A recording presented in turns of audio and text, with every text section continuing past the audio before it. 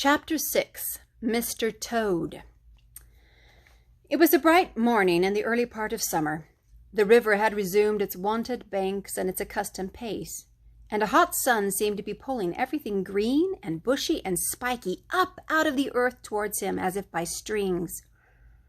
The mole and the water rat had been up since dawn, very busy on matters connected with boats and the opening of the boating season, painting and varnishing, mending paddles, repairing cushions, hunting for missing boat hooks, and so on, and were finishing breakfast in their little parlor and eagerly discussing their plans for the day, when a heavy knock sounded at the door.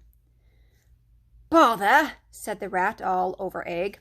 "See who it is, Mole, like a good chap, since you've finished." The mole went to attend the summons, and the rat heard him utter a cry of surprise.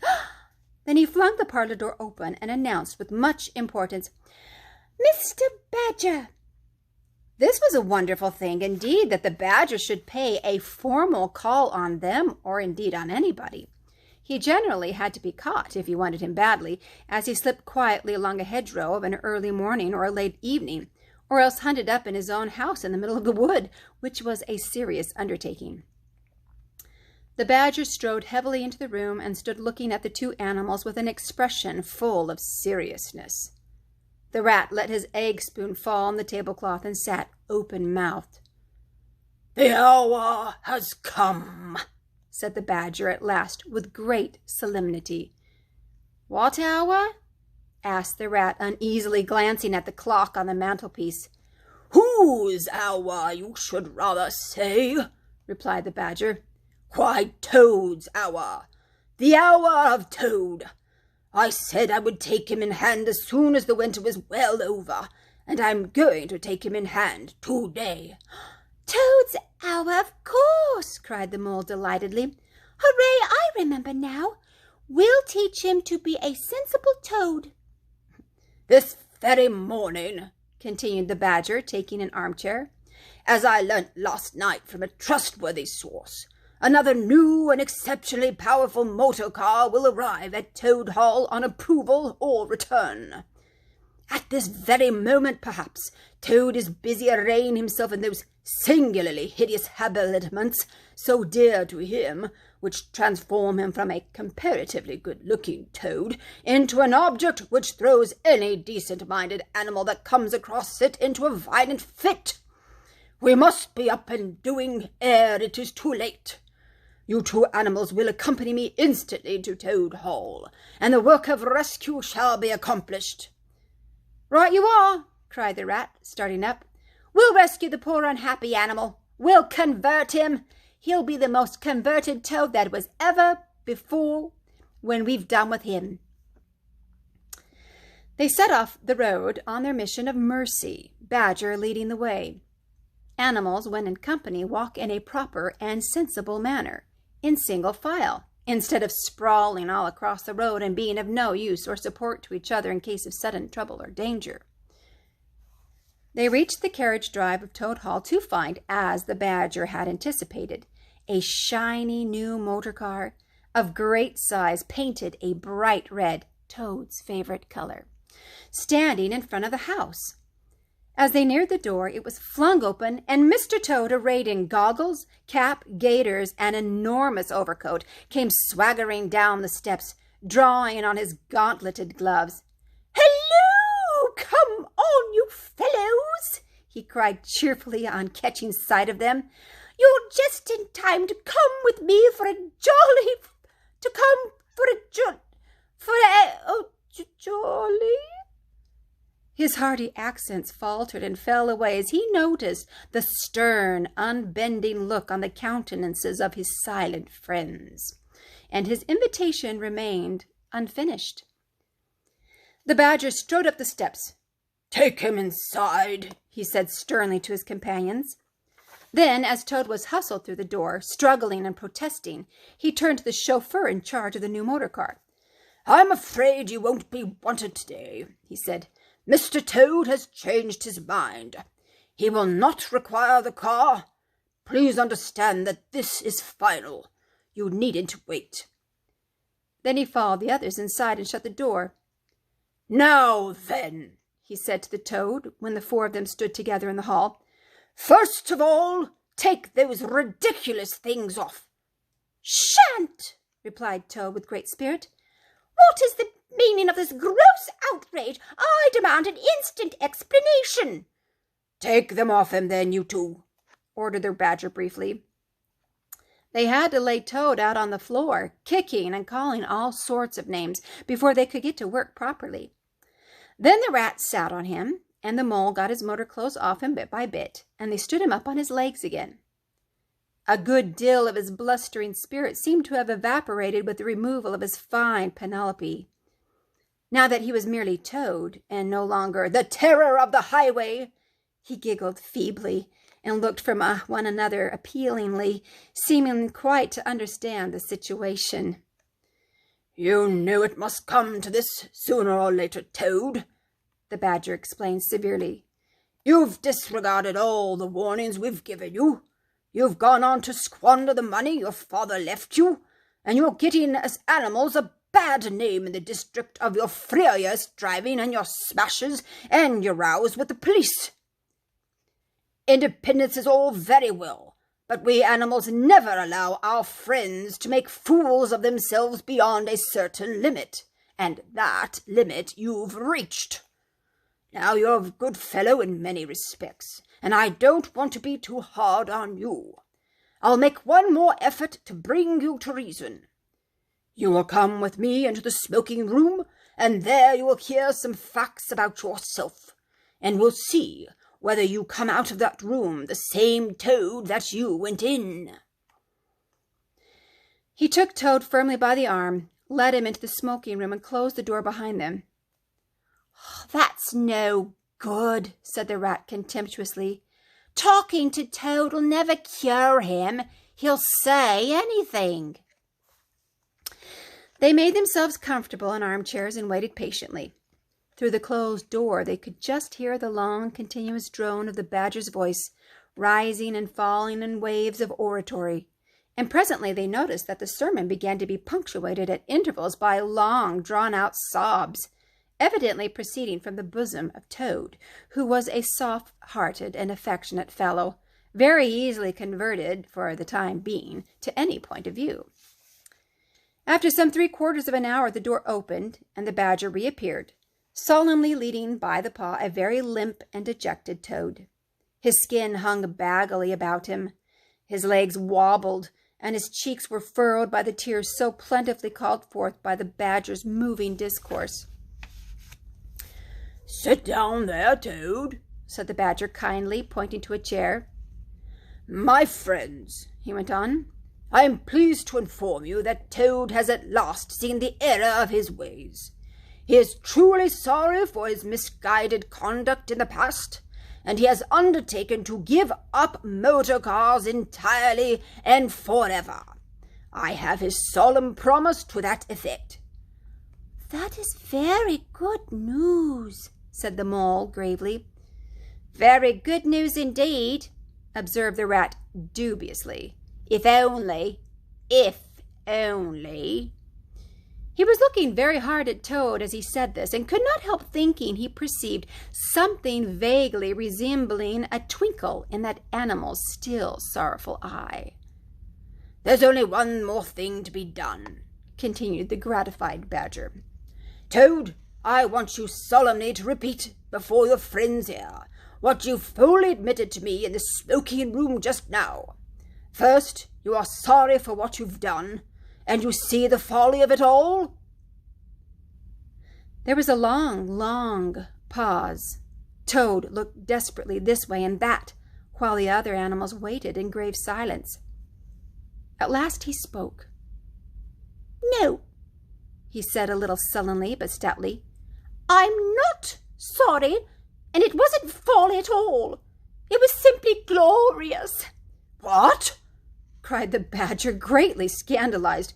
"You backsliding animal! Didn't you tell me just now in there—" "Oh, yes, in there," said the Toad impatiently. "I'd have said anything in there. You're so eloquent, dear Badger, and so moving, and so convincing, and put all your points so frightfully well. You can do what you like with me in there, and you know it. But I've been searching my mind since and going over things in it, and I find that I'm not a bit sorry or repentant, really. So it's no earthly good saying I am now, is it?"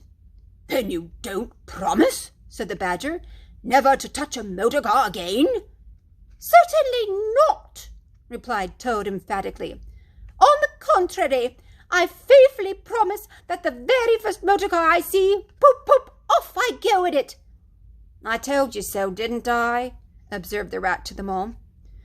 "Very well, then," said the Badger firmly, rising to his feet. "Since you won't yield to persuasion, we'll try what force can do. I feared it would come to this all along. You've often asked us three to come and stay with you, Toad, in this handsome house of yours. Well, now we're going to. When we've converted you to a proper point of view, we may quit, but not before. Take him upstairs, you two, and lock him in his bedroom while we arrange matters between ourselves." "It's for your own good, Toady, you know," said the Rat kindly, as Toad, kicking and struggling, was hauled up the stairs by his two faithful friends. "Think what fun we shall have all together, just as we used to, when you've got quite over this painful attack of yours." "We'll take great care of everything for you till you're well, Toad," said the Mole, "and we'll see your money isn't wasted as it has been." "No more of those regrettable incidences with the police, Toad," said the Rat, as they thrust him into his bedroom. "And no more weeks in hospital being ordered about by female nurses, Toad," added the Mole, turning the key on him. They descended the stair, Toad shouting abuse at them through the keyhole, and the three friends then met in conference on the situation. "It's going to be a tedious business," said the Badger. "I've never seen Toad so determined. However, we will see it out. He must never be left an instant unguarded. We shall have to take it in turns to be with him, till the poison has worked itself out of his system." They arranged watches accordingly. Each animals took it in turns to sleep in Toad's room at night, and they divided the day between them. At first Toad was undoubtedly very trying to his careful guardians. When his violent paroxysms possessed him, he would arrange bedroom chairs in rude resemblance of a motor car, and would crouch on the foremost of them, bent forward and staring fixedly ahead, making uncouth and ghastly noises, till the climax was reached, when, turning a complete somersault, he would lie prostrate amidst the ruins of the chairs, apparently completely satisfied for the moment.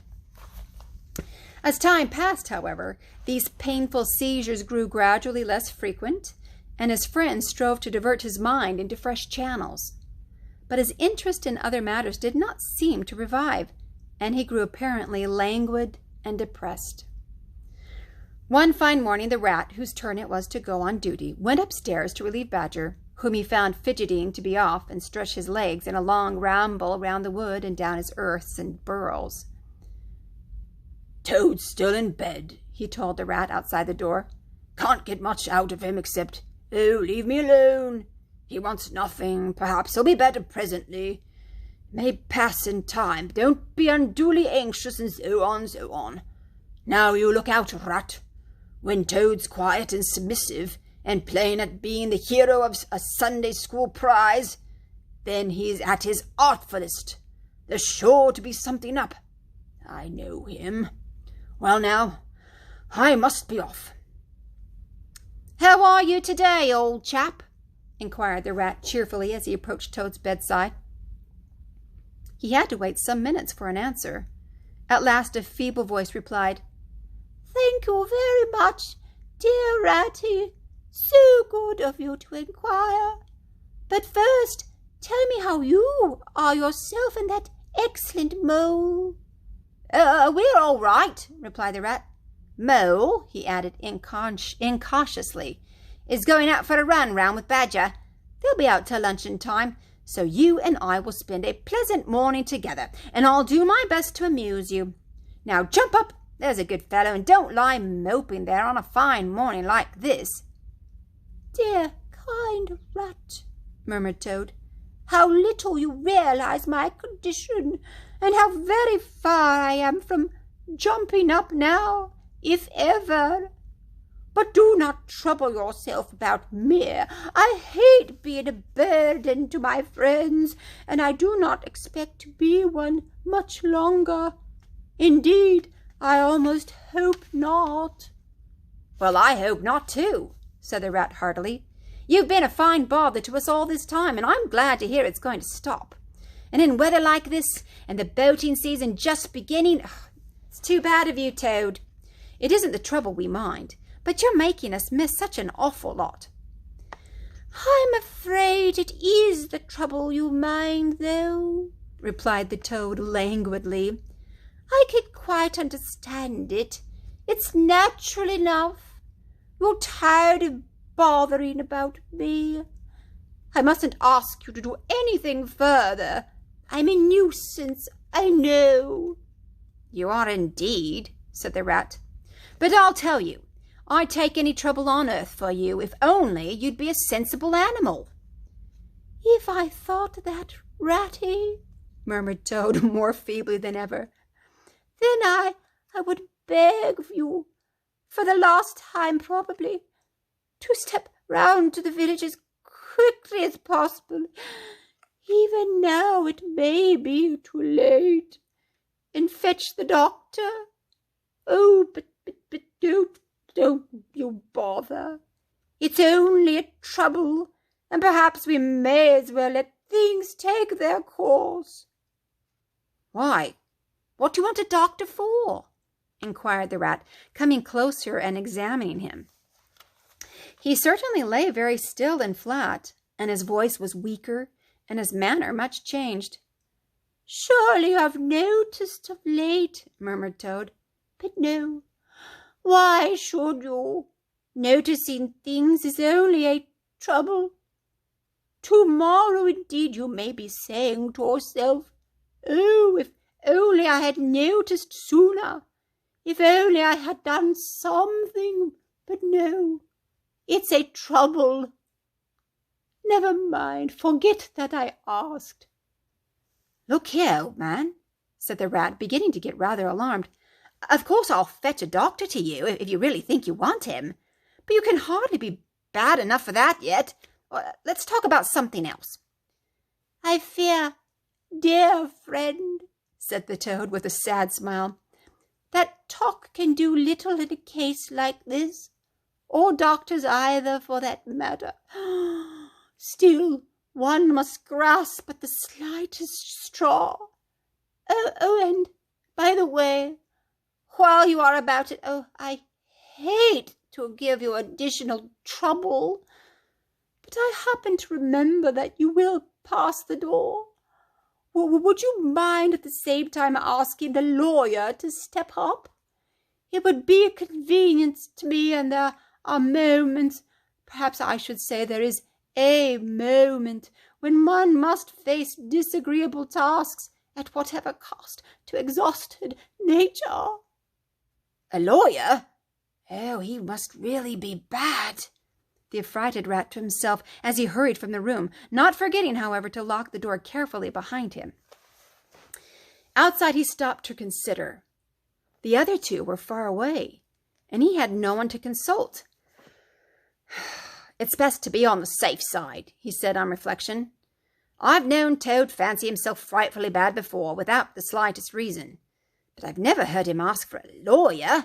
If there's nothing really the matter, the doctor will tell him he's an old ass and cheer him up, and that will be something gained. I'd better humour him and go. It won't take very long." So he ran off to the village on his errand of mercy. The Toad, who had hopped lightly out of bed as soon as he heard the key turn in the lock, watched him eagerly from the window till he disappeared down the carriage drive. Then, laughing heartily, he dressed as quickly as possible in the smartest suit he could lay hands on at the moment, filled his pockets with cash, which he took from a small drawer in the dressing table, and next, knotting the sheets from his bed together and tying one end of the improvised rope round the central mullion of the handsome Tudor window which formed such a feature of his bedroom, he scrambled out, slid lightly to the ground, and taking the opposite direction to the Rat, marched off light-heartedly, whistling a merry tune. It was a gloomy luncheon for Rat when the Badger and the Mole at length returned, and he had to face them at table with his pitiful and unconvincing story. The Badger's caustic, well, not to say brutal, remarks may be imagined and therefore passed over. But it was painful to Rat that even the Mole, though he took his friend's side as far as possible, could not help saying, "You've been a bit of a duffer this time, Ratty. Toad, too, of all animals." "He did it awfully well," said the crestfallen Rat. "He did you awfully well," rejoined the Badger hotly. "However, talking won't mend matters. He's got clear away from for the time, that's certain. And the worst of it is, he'll be so conceited with what he'll think is his cleverness that he may commit any folly. One comfort is, we're free now, and needn't waste any more of our precious time doing sentry go. But we'd better continue to sleep at Toad Hall for a while longer. Toad may be brought back at any moment, on a stretcher or between two policemen." So spoke the Badger, not knowing what the future held in store, or how much water, and how a turbid character was to run under bridges before Toad should sit at ease again in his ancestral hall. Meanwhile, Toad, gay and irresponsible, was walking briskly along the high road some miles from home. At first he had taken bypaths and crossed many fields and changed his course several times in case of pursuit. But now, feeling by this time safe from recapture, and the sun smiling brightly on him, and all nature joining in a chorus of approval to the song of self-praise that his own heart was singing to him, he almost danced along the road in his satisfaction and conceit. "Smart piece of work that," he remarked to himself, chuckling. "Brain against brute force, and brain came out on top, as it's bound to do. Poor old Ratty! My, won't he catch it when Badger gets back? A worthy fellow, Ratty, with many good qualities, but very little intelligence and absolutely no education. I must take him in hand some day and see if I can make something of him." Filled full of conceited thoughts such as these, he strode along, his head in the air, till he reached a little town where the signs of the Red Lion, swinging across the road halfway down the main street, reminded him that he had not breakfasted that day, and that he was exceedingly hungry after his long walk. He marched into the inn, ordered the best luncheon that could be provided at so short a notice, and sat down to eat it in the coffee room. He was about halfway through his meal when an only too familiar sound approaching down the street made him start and fall, all trembling all over. The poop, poop, poop drew nearer and nearer. The car could be heard to turn into the inn yard and come to a stop, and Toad had to hold on to the leg of the table to conceal his overmastering emotion. Presently the party entered the coffee room, hungry, talkative, and gay, voluble on their experiences of the morning and the merits of their chariot that had brought them along so well. Toad listened eagerly, all ears for a time. At last he could stand it no longer. He slipped out of the room quietly, paid his bill at the bar, and as soon as he got outside, sauntered round quietly to the inn-yard. "There cannot be any harm," he said to himself, "in my only just looking at it." The car stood in the middle of the yard, quite unattended, the stable helps and other hangers-on being at their dinner. Toad walked slowly round it, inspecting it, criticizing, musing deeply. "I wonder," he said to himself presently, "I wonder if this sort of car starts easily."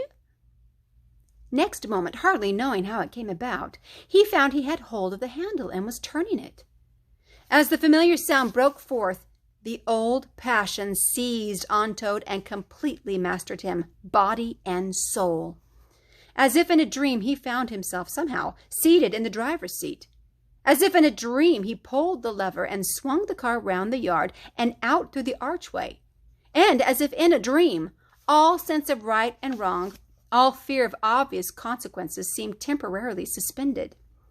He increased his pace, and as the car devoured the street and let forth on the high road through the open country, he was only conscious that he was Toad once more, Toad at his best and highest, Toad the terror, the traffic queller, the lord of the lone trail, before whom all must give way or be smitten into nothingness and everlasting night. He chanted as he flew, and the car responded with sonorous drone. The miles were eaten up under him as he sped he knew not whither, fulfilling his instincts, living his hour, reckless of what might come to him. "To my mind," observed the chairman of the bench of magistrates cheerfully, "the only difficulty that presents itself in this otherwise very clear case is how we can possibly make it sufficiently hot for the incorrigible rogue and hardened ruffian whom we see cowering in the dock before us. Let me see. He has been found guilty, on the clearest evidence, first, of stealing a valuable motor car, secondly, of driving to the public danger, and thirdly, of gross impertinence to the rural police. Mr. Clerk, will you tell us, please, what is the very stiffest penalty that we can impose for each of these offences?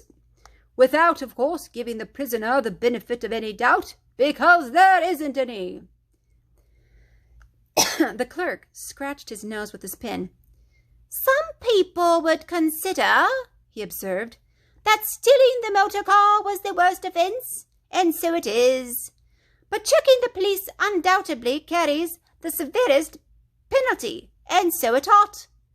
Supposing you were to say 12 months for the theft, which is mild, and 3 years for the furious driving, which is lenient, and 15 years for the cheek, which was pretty bad sort of cheek, judging by what we've heard from the witness box, even if you only believe 1/10 part of what you've heard, and I never believe more myself. Those figures, if added together correctly, tot up to 19 years. First rate, said the chairman. So you had better make it around 20 years and be on the safe side, concluded the clerk. An excellent suggestion, said the chairman approvingly.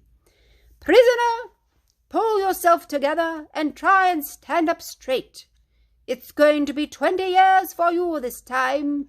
And mind, if you appear before us again upon any charge whatever, we shall have to deal with you very seriously.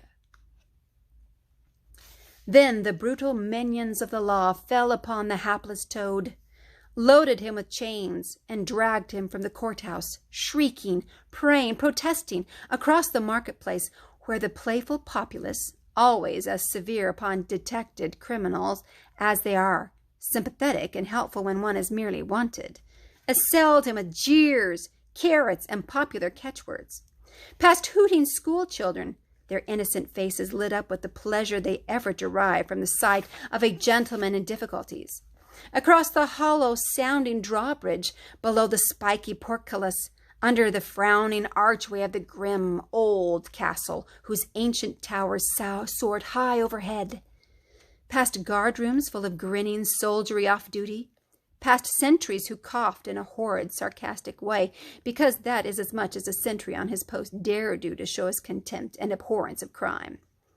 Up time-worn winding stairs, past men-at-arms in casquet and corselet of steel, darting threatening looks through their vizards, across courtyards where mastiffs strained at their leash and pawed the air to get at him, past ancient warders, their halberds leant against the wall, dozing over pastry and a flagon of brown ale, on and on, past the rack chamber and the thumbscrew room, past the turning that led to the private scaffold, till they reached the door of the grimiest dungeon that lay in the heart of the innermost keep. There at last they paused, where an ancient gaoler sat fingering a bunch of mighty keys. "Oddspodkins," said the sergeant of police, taking off his helmet and wiping his forehead. "Rouse thee, old loon, and take us over from this vile Toad, a criminal of deepest guilt and matchless artfulness and resource.